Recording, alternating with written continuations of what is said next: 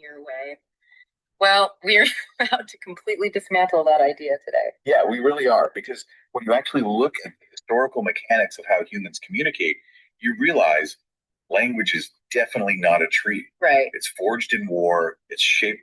So, if you've ever assumed that languages grow organically over time, like trees sprouting branches in some peaceful linear way, well, we're about to completely dismantle that idea today. Yeah, we really are. Because when you actually look at the historical mechanics of how humans communicate, you realize language is definitely not a tree. Right. It's forged in war, it's shaped by economics, and honestly, dictated by sheer historical irony. It's a landscape of chaotic human collision. Ah, Which brings us to the mission of today's deep dive.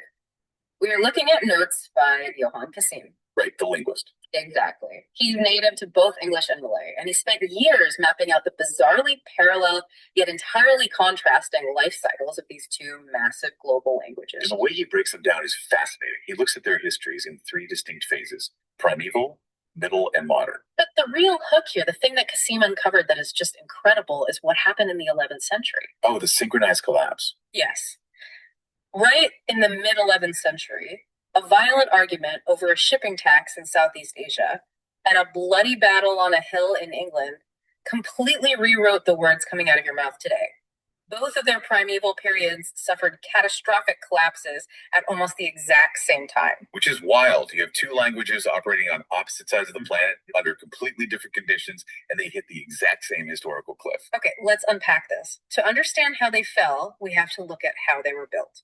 So let's start with Kassim's primeval phase for English. Right, which starts when the Anglo-Saxons descended on post-Roman Britain. Yeah, breaking off from their Proto-Germanic roots. And Proto-Germanic sounds really formal, but they didn't arrive with a standardized dictionary or anything. Not at all. These were decentralized, roving warrior tribes. And we have to contrast that with what was already there, right? Roman Britain was Latinized. Exactly. Latin functioned like a heavily regulated corporate bureaucracy.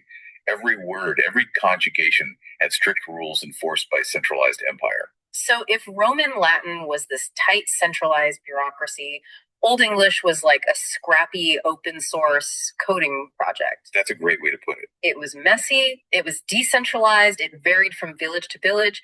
They just completely ignored the established classical rules. It's basically viewed as a descent into an age of ignorance compared to the Roman high society. But here is where the contrast with Malay comes in.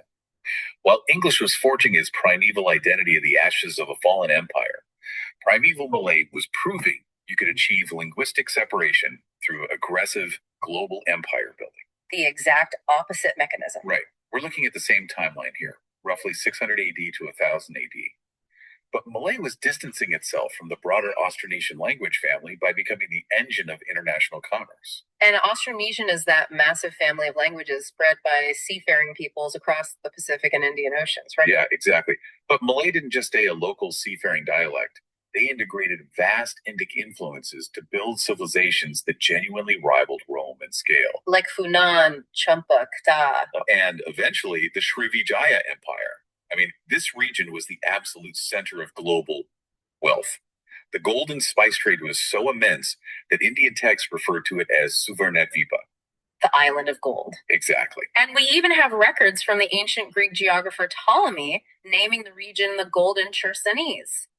But wait, Ptolemy was writing in the 2nd century. Right. So if he was already documenting this region's prominence back then, the Malay language network must have been standardizing way before the Anglo-Saxons even thought about crossing the English Channel. You've hit on a crucial deduction there. Kassim's notes actually point to archaeological findings at the Bujang Valley in Kedah. Okay. And those findings push the roots of primeval Malay back to at least the 6th century BC. Wow, so roughly the time of the Buddha. Yeah. And think about the mechanical reasons why a language standardizes in an empire like Srivijaya.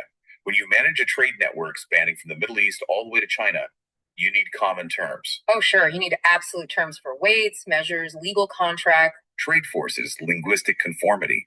And because of this massive prestige, primeval Malay isn't viewed as some age of ignorance. It is proudly termed the Ancient Age. So we have English born in isolation and warfare in the mud of post-Roman Britain, while Malay is standardized by the logistical demands of a gold-drenched trade monopoly. Completely inverted origins. But despite that, Both languages eventually climbed to this peak of immense cultural prestige. I guess my question is, how did the messy, decentralized Old English finally standardize into something prestigious? Well, it took about 400 years. It really culminated in the 9th century with King Alfred's court in Wessex. Okay, King Alfred. Yeah, Alfred deliberately used the English language as a unifying political tool. He promoted translating Latin texts into English, and he encouraged literacy among the clergy and nobles in their native tongue. So it was a top-down administrative push. Exactly. And alongside massive literary works like the epic poem Beowulf and Bede's History of the English People, this elevated a specific dialect of Old English into a true civilizational lingua franca. But Alfred's push didn't happen in a vacuum. A huge part of standardizing an identity is defining who you are against, right? Right.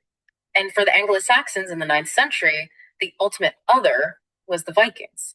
What's fascinating here is the sheer irony of that.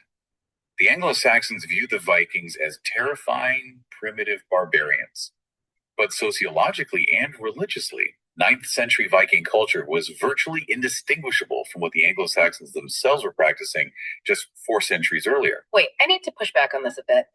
If the Vikings and the Anglo-Saxons shared the same Germanic roots and had similar warrior cultures, why was the linguistic divide so stark? That's a great question. Like, why wouldn't the Anglo-Saxons just recognize them as essentially their cousins? Because time, geography, and literacy fundamentally alter linguistic status. Oh, I see. Yeah, by adopting Christianity, settling into agrarian kingdoms, and producing written histories, the Anglo-Saxons tethered their language to the concept of civilization. And the Vikings hadn't done that yet. Right. The new Germanic speakers coming off the boats hadn't undergone that specific geopolitical shift yet. So their language sounded unrefined to the Anglo-Saxons, even though structurally, Old English and Old Norse were incredibly closely related. That completely flips the script. So English became a prestigious language simply by surviving in Britain long enough to look civilized compared to the new wave of invaders. Precisely. So by the year 1000 AD, both English and Malay are riding high. They are the elite primeval languages of their respective hemispheres.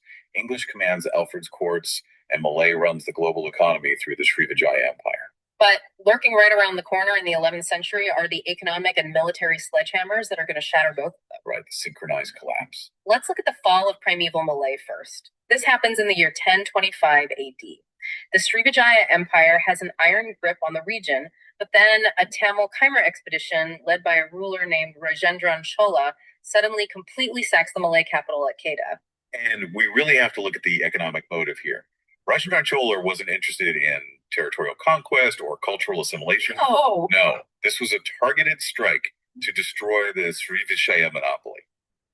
The Malays had been aggressively increasing taxes on shipping lanes along the Malay Straits. Which is the vital bottleneck we now call the Malacca Straits. Exactly. So it was a massive tax dispute. It's crazy that a dispute over shipping lane taxes brought down a 1,000-year linguistic age. Because when you destroy the monopoly, you destroy the centralized power that enforces the standard language. Without the capital at Kedah enforcing a unified trade network, the primeval era of Malay shatters. It breaks into fragmented coastal dialects that are highly vulnerable to outside influence. And while Malay is splintering over taxes, exactly 41 years later in 1066 AD, the English primeval age collapses on the field of Hastings. Yes. Harold Godwinson, the last Anglo-Saxon king, faces off against Norman French forces led by William the Bastard or Guillaume de Bouchard. And the central irony Kassim highlights here is profound. Look at the two invaders. Srivijaya was destroyed by Tamils and Khmers, people who were not kin to the Malays in any wider sense. They were acting purely on foreign trade interests. Right.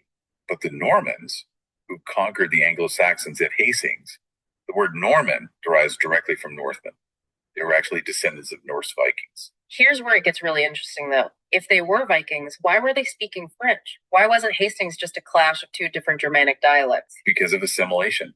Centuries earlier, a Viking leader named Rollo ravaged a region of France called Neustria. Okay. And the French king basically gave Rollo the land in exchange for peace on the condition that the Vikings convert to Christianity and protect the coast. Oh, wow. Yeah. So those Vikings settled down, intermarried, and completely adopted the local French language and legal systems. That region became Normandy.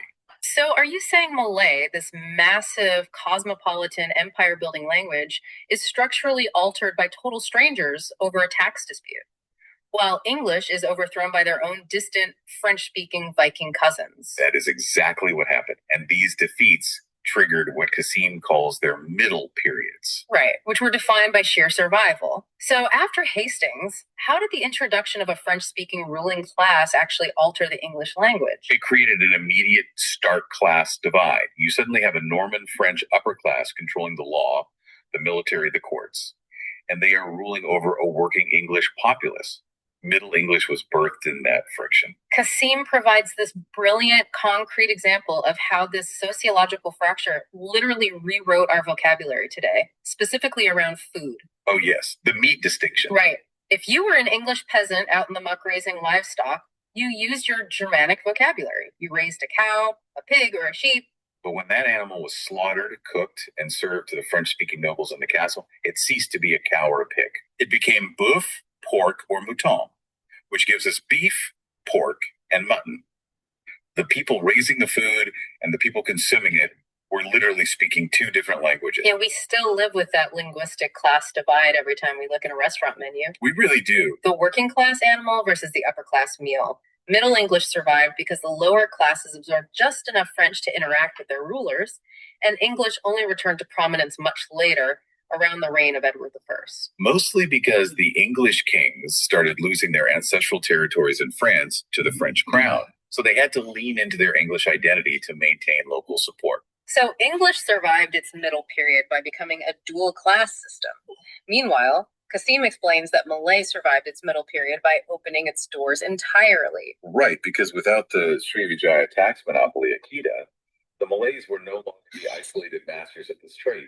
They became vulnerable to the wider trade trends of the Indian Ocean. Which brings a monumental cultural shift by the mid-15th century. They adopt Islam. And Islam doesn't just bring a new theology, it brings a massive wave of Arab linguistic infrastructure. This ushers in the classical Malay. So how did that mechanically change the language? Well, Arabic wasn't just a language. It was a sacred language of scripture and jurisprudence. Participating in this Islamic trade network required writing legal and studying the Quran. So police adopted a modified version of the Arabic script. This is the Jawi script. Yeah. Exactly. They took the Arabic alphabet and added specific characters to accommodate Malay sounds. This fundamentally altered how the language was recorded, and massive vocabulary were absorbed directly into classical Malay. Give me an example of the kind of words that crossed over. Are we talking about religious terms or everyday vocabulary? It was both, really, because in that era, theology and daily life. So you see basic concepts of time and society. For example, the Malay word time, waktu, comes directly from Arabic. Oh, interesting. Yeah, and the word for book, kitab, or condition, siyara. These are all Arabic imports. Just as English absorbed French to navigate Malay absorbed Arabic to navigate a new spiritual and economic reality. These middle periods really acted as violent tools. Both languages were shattered by invasion, economic collapse, and both had to synthesize massive amounts of foreign influence just to survive. They were being tempered for the modern age. Right, and as Kassim points out, modernity for both languages was shaped by the global forces of colonialism and imperialism. But the linguistic markers for how they experienced that modernity diverged completely. Let's examine the English modernity first, because it wasn't strictly driven by foreign conquest. It was driven by a bizarre inquiry known as the Great Vowel Shift. I love this part. The Great Vowel Shift always sounds like a tectonic plate moving, but it's literally about what happened in people's mouths. During the late Tudor period, on par with Shakespeare, English speakers started changing where they pronounced their vowels. Yeah, the pronunciation of long vowels moved higher and further forward in the mouth. People literally started closing their mouth more when they spoke. Exactly. So the word bite, which used to be pronounced beat, shifted to bite. The word house, pronounced booze, shifted to house. But why did it happen? I mean, if a language is relatively stable, why does an entire population just wake up and decide to pronounce everything differently? Linguists still debate the exact triggers, but mass migration played a huge role. After the Black Death, you had massive people from different dialect regions flocked to London, causing a chaotic mixing of accents. And this was happening at the exact same time the printing press was introduced to England. Yes, and that is crucial. Because the printing press standardized the spelling before the Great Vowel Shift was actually actually finish, right? Precisely. William Caxton and other printers locked in the medieval spelling of words while the population was busy changing how those words sounded. That is exactly why modern English spelling is so notoriously chaotic today. Our letters reflect the Middle Ages, but our pronunciation reflects the modern age. It was an internal mechanical thing. Now, while English was requiring its own sound, modern Malay was a very different kind of modernity. Right, because Malay had achieved immense prestige during its classical Islamic age, but eventually fractured under the weight of European colonialism. The Malacca Straits were just too valuable. Modern Malay became a sponge, like the Portuguese, Dutch, and British empires that sequentially fought for control of the region. And you can see this colonial layering directly in the modern Malay dictionary. Kassim notes that when the Portuguese arrived in the 16th century, they brought new European goods. So the Portuguese word for shoe, sapato, became the Malay sepatu. And later, when the Dutch established control, administrative terms bled in. The Dutch word for office, cantor, became the Malay cantor. Which makes perfect sense. You absorb the vocabulary of whoever holds the administrative and economic power at the court. But Kassim makes a fascinating and frankly somewhat controversial argument about how these two languages exist in our current geopolitical landscape. If we connect this to the bigger picture, Kassim argues that modern Malay is currently suffering from a crisis of national. And we should make it clear to you, listener, we are not endorsing or taking sides on this political viewpoint. We are simply reporting what's in Kassim's notes to understand linguistic theory. Right, absolutely. Kassim points out that today, language nationalists in Malaysia want to elevate the Malay language back to the historical glory of the Srivijaya classical era. Right next door, Indonesia shares the exact same linguistic genesis. Right.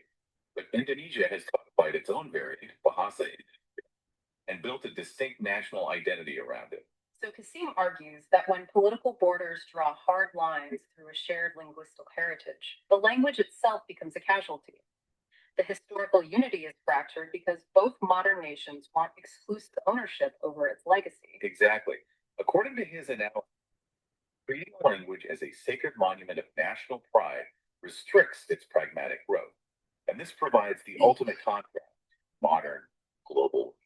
Right, because English is geographically fractured too. You have American, British, Indian, and Australasian, all with distinct slang and structural quirks. Yet it functions seamlessly as one global language. And why is that? Why doesn't English suffer from the same nationalist fracturing that Kassim observes in the Malay Peninsula? Because English speakers largely have not restricted the language to a single national identity. No modern nation successfully claims exclusive ownership of the soul of English. It's allowed to just be a pragmatic utilitarian tool. Yeah, it absorbs new words from tech, slang from other cultures daily without worrying if those words violate historical purity. So, what does this all mean? If we zoom all the way out, it's a story of total role reversal. Having the Malay started with this grand, unified imperial prestige, standardizing trade across oceans. But as it moved through time, Kassim argues it was eventually constrained by modern and national pride and drawn borders. Right. Meanwhile, English started as the messy, decentralized, open source language of fragmented warrior tribes. Yet it became the unified global standard precisely because it avoided being tied down to a single nation's ego. It is a stunning paradox. The primitive tribes inadvertently built the flexible global standard, while the ancient empire builders became divided by the rigid boundaries of modern nationalism. It fundamentally changes how you view every sentence you speak. We want to thank you for joining us on this deep dive today. Looking at Kassim's notes through these three phases, primeval, middle, and modern, it really proves that languages are not just static lists of vocabulary growing peacefully on a tree. No, they are living, breathing archaeological digs. They are records of tax disputes, massive migrations, and unbelievable historical ironies, all happening right inside our mouth. Exactly. As you go about your day, consider the vocabulary you use every day. If a single 11th century tax dispute in the Malacca Straits or a battle led by a Norman assimilated Viking could completely rewrite the words we use for our day, well, what seemingly minor trade dispute or geopolitical shift happening in the news today is secretly drafted in the dictionary of the year